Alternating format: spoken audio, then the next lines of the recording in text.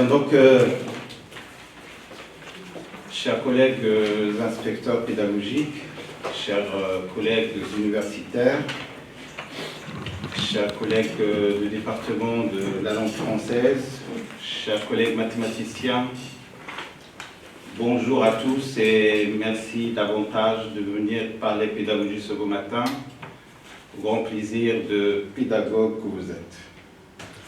Alors, je suis particulièrement honoré d'être un conférencier de cette journée, organisée par le département de mathématiques CERMEF, qui est devenu désormais une habitude annuelle, une journée dans sa deuxième édition, qui incarne à mes yeux une belle opération chirurgicale pédagogique au plus beau sens du terme. Pour autant, je suis très heureux d'être parmi vous ce matin sur un sujet fondamental autour de la question qui nous est posée aujourd'hui, l'aspect langagier dans l'enseignement-apprentissage des mathématiques, ce qui en anglais se traduit par the linguistic aspect in the teaching and learning of mathematics, encore en espagnol, el aspecto lingüístico en la esencia aprendizaje de las matemáticas.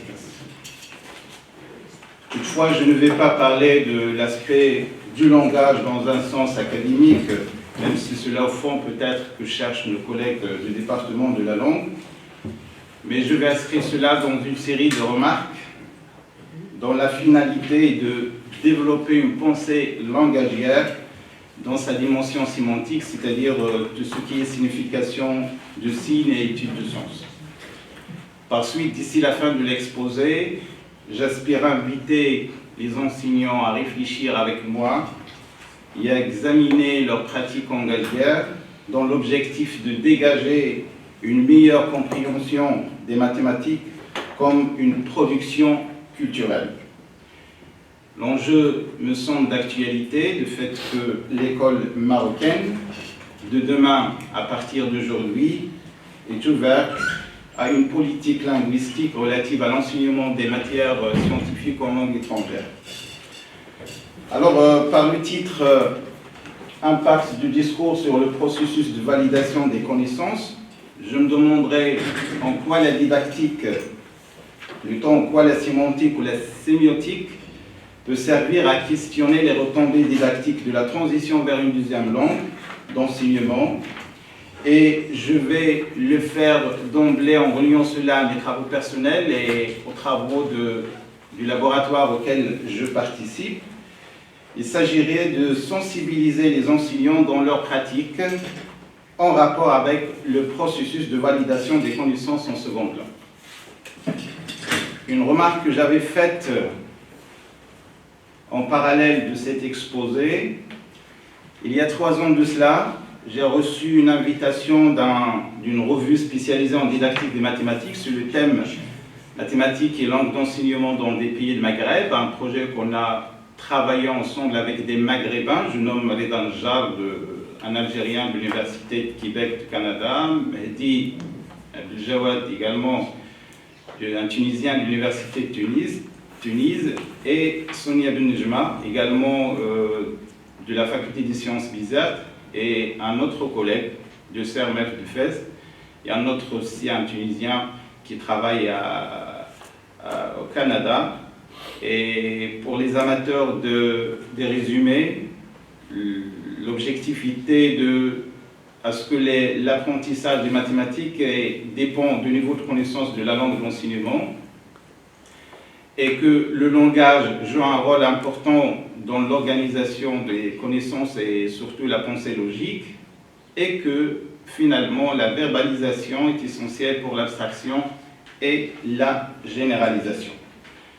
Alors, pour commencer, je dirais dans un premier mouvement que les mathématiques ont besoin, la mathématique a besoin d'un langage pour se transmettre, bien évidemment.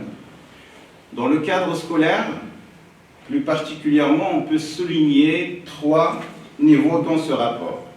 D'un côté, le langage savant, de la discipline qui fait évoluer la production scientifique, la production mathématique.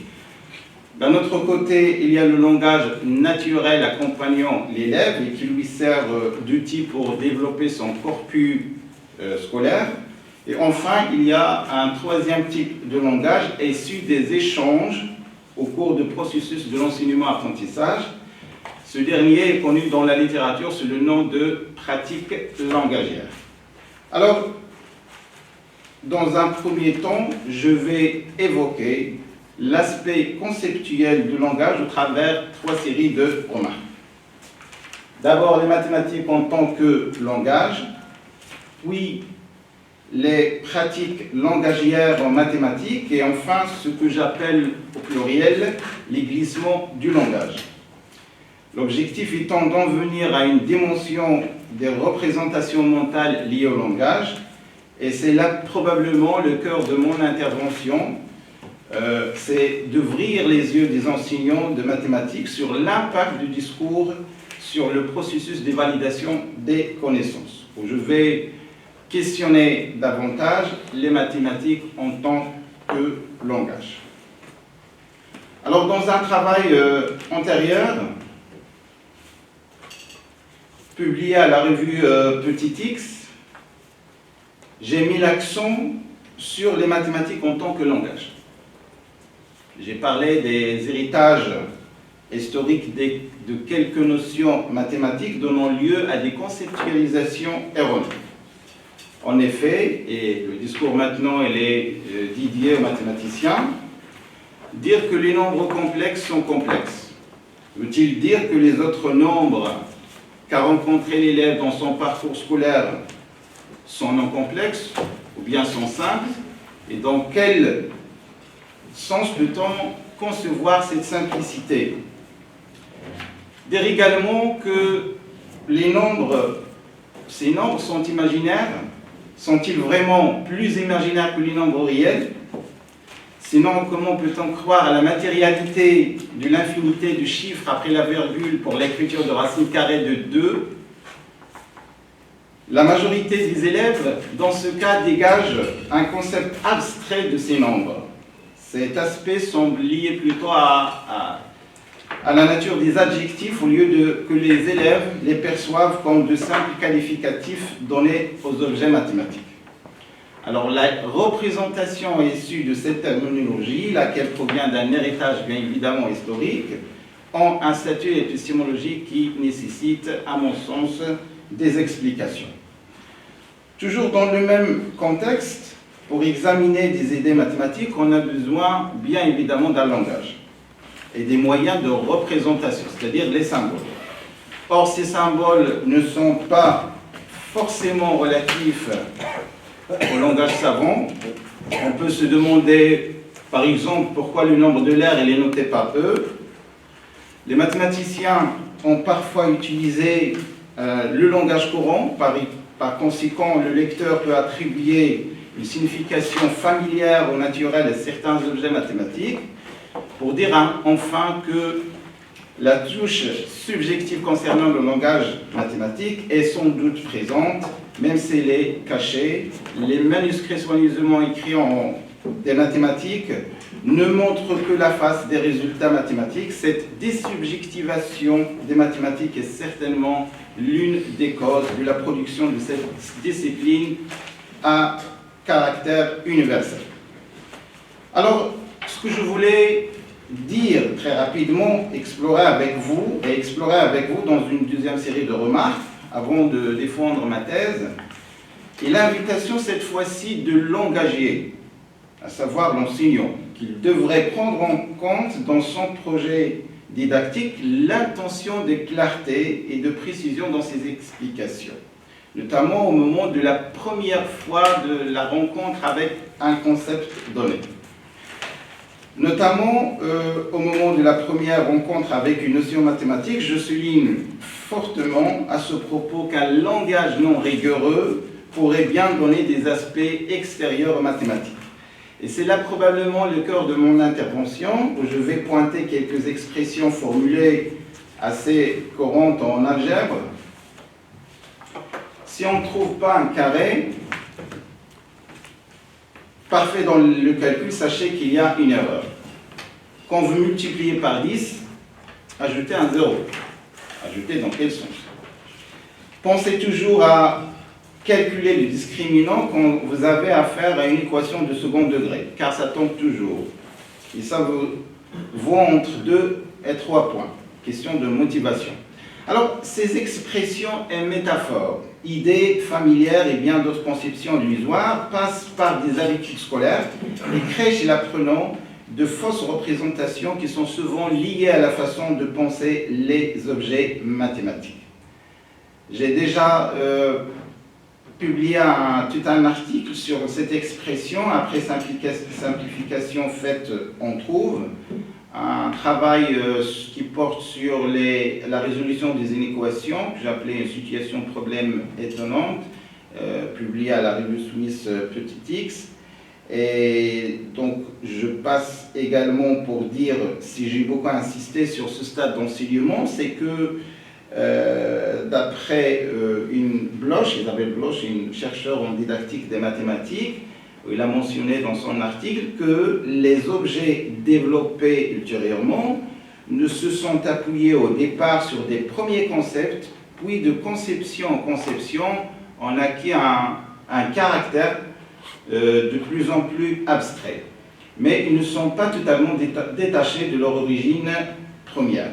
Alors, c'est alors au départ, effectivement, au long des premières séquences d'apprentissage, qui se font avant tout par le biais de la verbalisation, que l'enseignant devrait faire un second regard à propos de ses certitudes sur les mathématiques avant de risquer d'amener l'apprenant adolescent à prendre des positions maladroites sur la nature des objets mathématiques. Et ça me vient à l'esprit tout à l'heure, je m'excuse, je peux peut-être parler en langue arabe, أنه قيل من الأساتذة من يشير مثلا في أن كسرة هي قطعة خبز وأنها تجمع على أكسار وكسور، ومنه درس الكسور الذي يتلقاه التلميذ ويتخذ لكلمة كسور في ذهنه معنى مفزعا لا يشجعه على التعلم.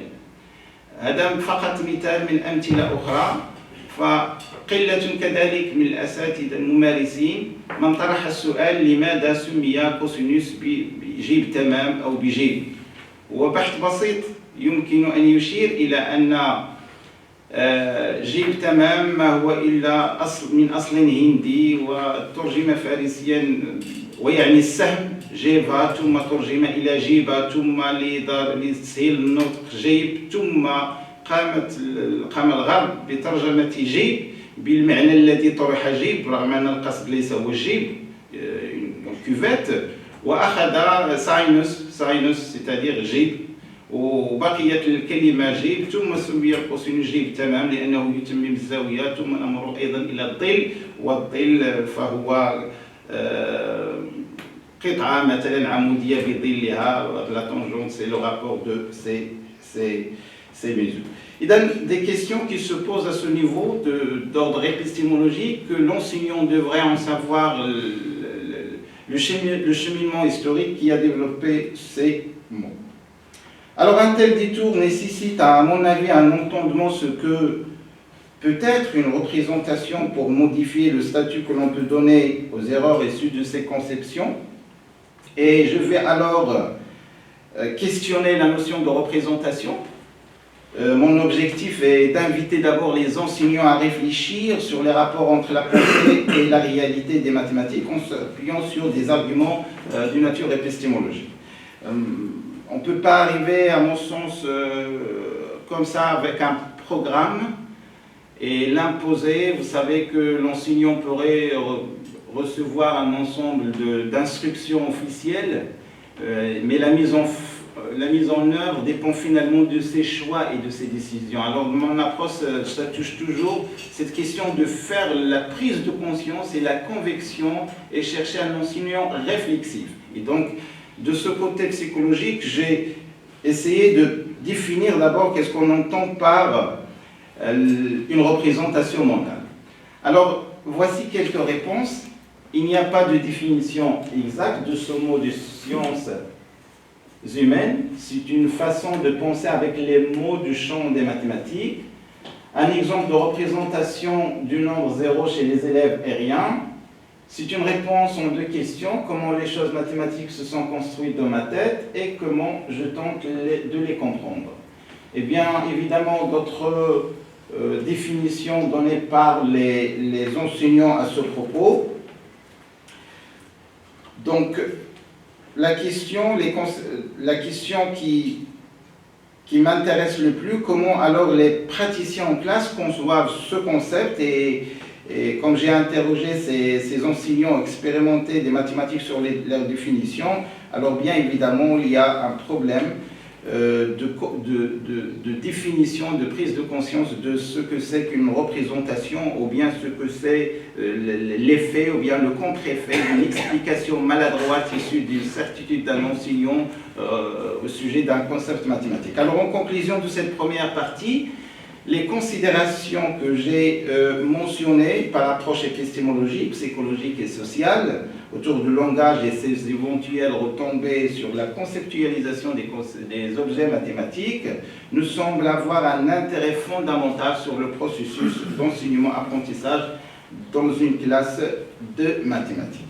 Alors, dans la partie qui suit, et peut-être je vais demander monsieur le modérateur, il me reste combien ? Prenez votre temps. Merci, ça nous monsieur Sani. Merci.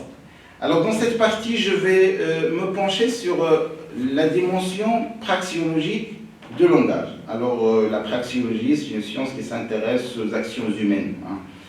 Spécifiquement, la mise en œuvre de l'activité langagière qui requiert une analyse de statut de signe langagière. Alors, la production de l'activité mathématique a naturellement besoin de signes comme outil de travail. Or, ces derniers n'échappent pas à leur tour à une interprétation erronée, donnant parfois un sens hors mathématique. Je vais vous présenter quelques exemples. Alors, interpréter la fraction cheval sur oiseau comme étant le nombre pi. Utiliser le symbole slash ou plutôt anti-slash pour désigner une simplification. Assimiler le nombre 1 sur 2 à une quantité, la moitié. Nommer un ensemble de nombres par irrationnel et non rationnel. Alors, peut-être, petite parenthèse concernant les rationnels. Non, rationnel, ça veut dire qui provient de la raison. Alors, dans la classification des nombres, vous savez, en tant que mathématicien, qu'on peut évoquer les nombres, les antinaturels, puis les antirelatifs, et puis les décimaux. Et en arrivant aux décimaux, on parle des nombres rationnels. C'est quelque chose qui vient de la raison. Ça veut dire 3 sur 5, c'est 3 cinquièmes. 1 sur 2, c'est la moitié. Il a un sens, c'est-à-dire se forme quelque chose de raisonnable. Mais lorsqu'on passe à l'ensemble R et que l'on présente racine de 2 pi par exemple, ou bien E, on perd la raison. C'est pourquoi on les a appelés irrationnels. Donc la question, mais pourquoi cette appellation et pourquoi peu d'enseignants vraiment ne donnent pas une interprétation à ceci? Alors ces interprétations habituelles de signes en classe de mathématiques se vont pratiquer et présenter par la plupart dans les situations d'apprentissage, orientent la construction et l'appropriation de l'ensemble des interactions implicites de l'activité mathématique. Alors, pour cerner les enjeux relatifs à ces écritures mathématiques, que ce soit des signes ou des symboles, je soutiens l'approche sémiotique en se référant à un sémologue de nom de Charles Peirce. Cette théorie, plus que les autres théories sémantiques, caractérise chaque signe par 2 composantes classiques. Alors la recherche en didactique des mathématiques s'est intéressée aux contributions apportées par la sémiotique lors du processus d'enseignement des mathématiques et de ce point de vue, les différentes représentations mentales d'un même objet mathématique construisaient le sens de cet objet. Alors pour notre ami Peirce, alors cette approche sémantique, il caractérise chaque signe par 2 composantes. Alors la composante matérielle, qu'il a appelée le représentamine, ou en français c'est le signifiant, et la partie abstraite et conceptuelle, c'est le signifié. Et vous pouvez prendre l'exemple d'une pomme. Par exemple, ça peut signifier un apple. Apple, c'est ça. Voilà. Et c'est un fruit dans l'autre sens. Donc il y a toujours cette dualité de représentation et le signifié. C'est d'ailleurs la même chose, en quelque sorte, dans le cadre mathématique. Alors, et puis il y a à l'intérieur l'élève qui intervient comme interprétant. C'est lui qui, en fait, c'est-à-dire la compréhension de la relation entre le représentamine et le signifié. Donc, plus précisément, chaque signe a un triple composé de 3 éléments porteurs des fonctions, à savoir le représentamine, l'objet et l'interprétant qui est l'élève. Et donc, il faut faire vraiment attention à chaque signe et se poser la question pourquoi on a symbolisé le symbole plus par cette croix. Et ça me vient à l'esprit un exemple bizarre. في إحدى السنوات كنت أدرس بالسنة الأولى بكالوريا علوم رياضياتية في درس الغذاء السلمي وإذا بي أفاجأ d'habitude on dit le produit vectoriel, plutôt le produit scalaire, UV, ou bien UV, produit scalaire. Et du coup, j'étais surpris par un élève qui m'a dit U salib V. Alors, on dit en français parfois U croix V, c'est ça? U croix V. Alors, cet élève m'a dit que c'est U salib, mais c'est quoi salib? Bon, salib, فالصليب قال لي أن الأستاذة التي درسته درس كذا فهي تقول صليب. Donc voici une traduction vraiment tout à fait déraillée des mathématiques. أن ترجمت U croix V ب U صليب V. وهنا أذكر صديقي مفتش تربوي الأستاذ سعيد جابور، ربما الأساتذة الحاضرون يعرفونه، فقمت بتدوين تقرير وإخباره بالمؤسسة ليتخذ ما يمكن اتخاذه في هذا الصدد. Donc c'était un exemple pour vous donner vraiment les glissements qui peuvent être vécus dans une classe mathématique. Je passerai, pour ne pas vous tarder et solliciter d'ailleurs votre patience, dans une 3e série de remarques. Je vais exploiter les fondements théoriques déjà présentés dans les sections précédentes pour mieux analyser le discours mathématique en classe et son apport aux apprentissages.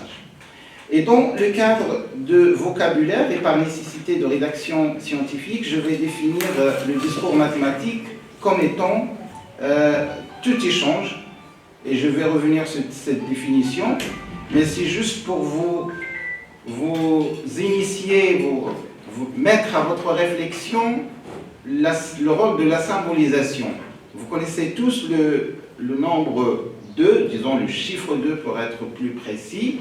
Alors 2, regardez, on pourrait bien le noter comme ça, voilà, avec l'écriture habituelle. C'est également 4 sur 2, c'est également racine de 4, c'est également 1 plus 1, c'est racine cubique de 8 et ainsi de suite. Donc voilà le même... L'exponentielle log de 2. L'exponentielle log de 2, voilà. J'ai oublié que je suis en présence de mathématiciens. Donc je n'aurais pas dû vous présenter d'exemples. Mais attention, on a quand même un collègue littéraire. Donc, voilà. Et donc, oui, ça, effectivement, monsieur Aswib, c'est ça. Donc, l'écriture de même concept mathématique fait naître صويب. وربما أعود للكلمة الجملة التي أثارتني في تعليق الأستاذ سنيع حينما قال اللغة فهي حاملة للفكر. Et donc vous pouvez voir chaque symbolisation et imaginer tout un chapitre qui se cache derrière, et toute une relation et toute une théorie mathématique qui se cache derrière. Alors, cela doit être pris en compte au niveau des pratiques enseignantes, et ce en mettant l'accent sur la nécessité de vérifier au niveau des pratiques d'enseignement les différents registres de représentation, comme a signalé notre collègue Seswib, les représentations sémiotiques qui favorisaient leur orientation pour bien évidemment une meilleure appropriation des concepts mathématiques. Alors, dans le cadre, dans la ligne de la sémiotique, je vais encore pousser la recherche, ou bien l'explicitation, pour ne pas dire explication, en revenant à notre sémiologue Peirce, qui distingue cette fois-ci 3 représentamines, qui sont souvent liées des outils pour analyser tout phénomène mathématique, et je vais parler de calicine. Et le calicine met en avant une propriété qui fonctionne comme un signe. À titre d'exemple, pour trouver un nombre pair, je peux proposer n'importe quel nombre pair. L'objet qui est le nombre n'a pas d'importance dans cette situation que par sa parité. Alors la parité est un élément porteur de la signification. Le signe. Alors se rapporte à un signe relié de manière causale à l'objet qu'il représente. Prenons l'exemple suivant. La tangente verticale d'un graphique est le signe de non-dérivabilité en un point d'une fonction numérique.